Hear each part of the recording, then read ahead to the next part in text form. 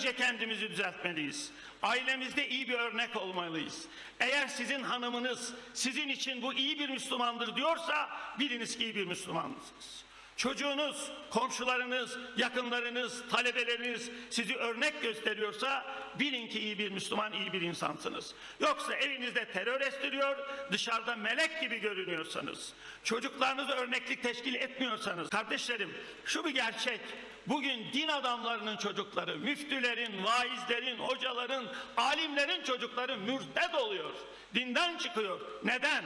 Çünkü babasını örnek olarak görmüyor ve o örneklik onu tatmin etmiyor. O zaman Müslüman aklını başına almalı. İyi bir Müslüman olarak evinde önce evinde örneklik teşkil etmeli. İnanın o kadar çok üzülüyoruz ki İstanbul'da kapalı kızlarımız açılıyor biraz önce arz ettiğim gibi.